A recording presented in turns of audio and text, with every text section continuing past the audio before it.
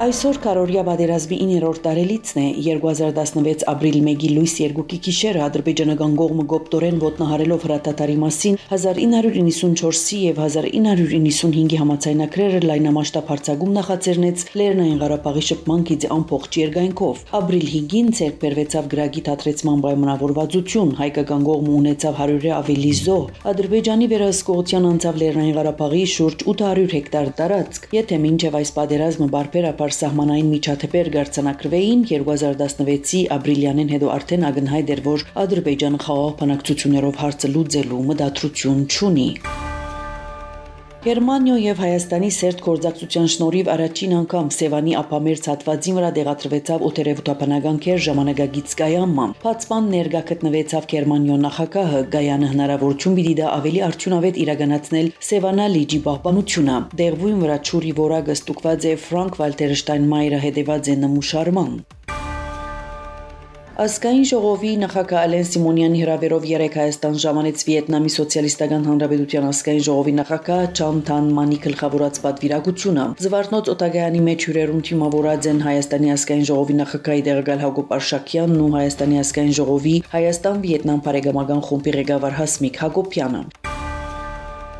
Ամերիկայի մեջ Հայաստանի տեսփան Լիլիթ Մագունց մասնակցած է արժույթի միջազգային հիմնադրամի կողմեն Ամերիկայի մեջ հավատարմագրված ցիվանագիտական առաքելություններու գին ղեկավարներու համար գազմագերբված ընդունելության։ Այս մասին գահիտնի Ամերիկայի մեջ Հայաստանի տեսփանադունը քննարկման ընթացքին ընդգծված է կանխադեսելի քաղաքական միջավայրի կարևորությունը գայուն տնտեսական զարգացման գործի մեջ։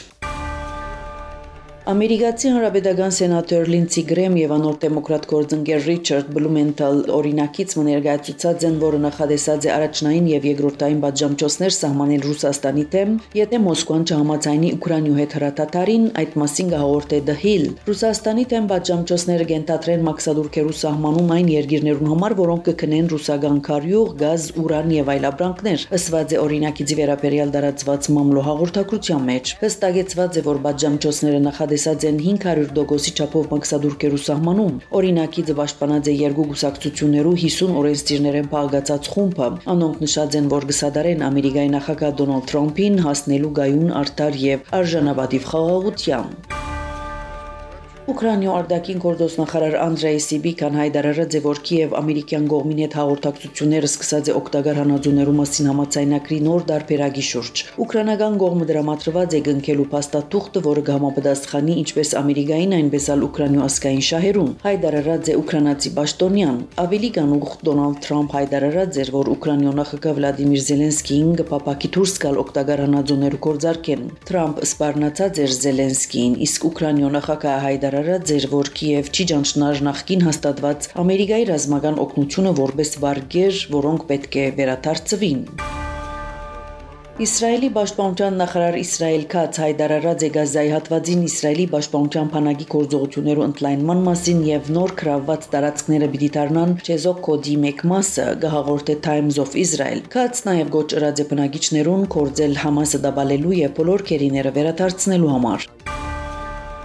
Փարիզի դատարանը 4 տարվան ազատազրկման դատապարտեց Մարին Լը Պենը Եվրամիության կողմեն դրամատրած միջոցները յուրացնելու համար։ Ֆրանսիական դատարանի որոշումով բաժաչափի կեսը պայմանական բնույթ կգրե, մյուս կեսը անպիտի անցնե դնային գալանքի պայմաններուն տակ։ Դատարանի որոշումը անոր կզրկե Ֆրանսիայի նախագահական ընտրություններու մասնակցելու հնարավորությունեն։ Ֆրանսիական հերոստալիկը հայտնած է, որ Լը Պենի փողոքի վերաբերյալ վերաքննիչ դատարանը կրնավորոշում կայացնել 2026 թվականի ամռան, ինչպես նշած է հերոստալիկը, այս ժամկետը պահպանելու համար վերաքննիչ դատարանեն ներս փողոքի ընթացակարգը պետք է սկսի 2026-ին եւ դատավճիռը կրնագայանալ 2027-ին նախագահական ընտրություններեն ամիսներ առաջ։ Թայլանդի Մյանմայի երկրաշարժեն հետո արձանագրված է հետ ցնցումներ, որոնց ընդհանուր թիվը կազմած է 267-ը։ Մյանմայի տարածքին 7.7 ուշքնությամբ երկրաշարժը տեղի ունեցավ 28 մարտին։ Երկրաշարժի զոհերու թիվը կերազանցեց 2800-ը։ Երկրաշարժեն դժուժած է նաև Թայլանդը, ուշքին ցնցումներ արձանագրված են Բանգկոկի մեջ։ Հռոմի Ֆրանսիս Պապի որոշումով հայոց ցեղասպանության նահատակ Երանելի Իգնատիոս Մալոյանը սուրբ պիտի հռչակվի։ Շուկրալլա Մալոյանը 1915 թվականի հունիս 3-ին ցերպակալված է 13 քահանաներու եւ 600 հավատացյալներու հետ։ Մերժելով ուրանալ իր հավատքը անսպաննված է 1915 թվականի հունիս 11-ին։ Իգնատիոս Մալոյան Երանելի հռչակվեցավ 2001 թվականին Հովաննես Բողոս II Պապի կողմեն Հայաստանի մեջ քրիստոնեության ընդունման 1700 ամյակին առիթով։ Ցեզի հետեր Անի Զեյթունցյանը